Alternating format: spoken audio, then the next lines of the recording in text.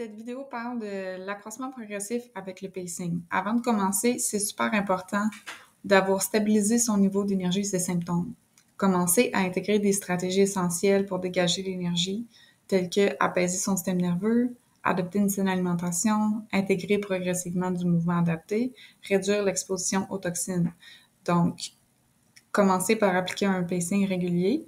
Quand vous aurez intégré tous ces aspects, vous pourrez poursuivre cette vidéo pour faire un pacing accroissement progressif. Vous êtes avec Cindy de chez Coaching AM. Aujourd'hui, on va parler du pacing. Qu'est-ce que c'est le pacing? C'est d'adapter son environnement, d'adapter ses journées à ses capacités physiques réelles. Quand on est atteint d'une maladie chronique, d'une maladie invalidante, comme l'encéphalomyélite myalgique, la COVID longue, le syndrome de fatigue chronique ou juste un épuisement en général, on n'a pas la même capacité physique que quand on est en pleine santé.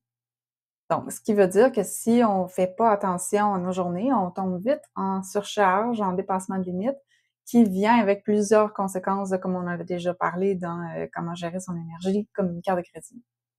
Donc, qu'est-ce qu'on peut faire pour faire le pacing? Donc, la première étape, c'est de identifier c'est quoi notre enveloppe énergétique à nous. Qu'est-ce qu'on est capable de faire dans une journée? Puis ici, je parle pas nécessairement juste les variations, là, comme aujourd'hui, j'ai un peu d'énergie, demain j'en ai beaucoup, après-demain j'en ai un peu moins. Souvent, quand on fonctionne avec ce qu'on appelle euh, des journées avec des pics, puis des journées avec des crashs. Donc, on essaie entre beaucoup d'énergie, pas beaucoup d'énergie. Souvent, les journées qui sont plus grosses vont avoir influencé les journées plus petites. Donc, c'est pas nécessairement qu'on a eu plus d'énergie la journée A et moins la journée B, mais que la journée A nous a épuisés. Donc, à la journée B, il reste beaucoup moins d'énergie. Donc, on veut trouver c'est quoi la quantité de choses qu'on peut faire dans une journée sur une semaine constante, exemple, toutes les journées sont pareilles, qui fait qu'on n'a pas de symptômes ou très peu de symptômes. Donc, ça veut dire que si, exemple, dans une journée, vous pouvez faire des activités, donc je parle activités comme étant juste activités de vie quotidienne, là, être debout, assis, marcher, se laver, brosser les dents, préparer à manger, etc. Donc, est-ce que vous pouvez faire des activités pendant 6 heures, pendant 8 heures, pendant 10 heures, en fonction de si vous êtes en état sévère, moyen, léger, ça va être différent pour chaque personne. Donc, essayez de trouver, bon, c'est combien je peux être active dans une journée pour ne pas vivre beaucoup de symptômes ou me sentir bien. Tu sais, on veut quand même se sentir bien. Donc, une fois qu'on a trouvé ça, c'est ce qu'on appelle notre base. Ça va être plus facile d'avoir un point de départ. Donc, puis dans cette base-là, c'est important aussi de comprendre chaque activité différente. Exemple, oui, OK, je peux faire des choses pendant 8 heures par jour, mais je peux certainement pas prendre une marche de 8 heures. Donc, une marche de combien de temps est-ce que je peux prendre? Est-ce que c'est 5 minutes, 10 minutes, 30 minutes? À quelle vitesse est-ce que je peux marcher? C'est toutes des informations que c'est important de savoir. Est-ce que je peux passer du temps à l'ordinateur? Si oui, combien de temps? Est-ce que je peux rester, combien de temps je peux rester debout en continu et dans ma journée? Est-ce que si je lis un roman ou un livre, combien de temps est-ce que je peux lire un livre sans vivre des effets néfastes ou d'aggraver mes symptômes ou de vivre des effets secondaires importants? Donc, c'est un peu tout ça là, qu'on veut identifier pour savoir c'est où notre base. Ça prend du temps, déterminer sa base, ça peut prendre jusqu'à 2 mois de vraiment bien comprendre c'est quoi nos limitations à nous, puis à quel endroit on se sent confortable. Une fois qu'on a trouvé cette base-là, ben on va pouvoir construire dessus. Donc, chaque période qu'on passe sans vivre de crash, sans vivre de malaise post-effort, ça permet à notre corps d'accumuler des réserves, d'avoir un peu plus d'énergie pour s'occuper de ses fonctions vitales, donc se régénérer, se réparer. Ce qui fait qu'au bout de la ligne, on peut accroître progressivement cette réserve-là. Ce qu'on peut faire aussi quand on sent qu'on est stable, tu sais, ça fait au moins 2 semaines qu'on a une horaire assez similaire chaque jour, sans vivre de symptômes importants. Là, on peut se dire, OK, ben, je vais pouvoir commencer à faire de l'accroissement, mais de l'accroissement très, très, très graduel. Ici, là, je parle pas de, hey, j'ajoute 1 heure, puis on verra ce que ça va donner, ou, bon, aujourd'hui, je vais prendre une marche de 45 minutes.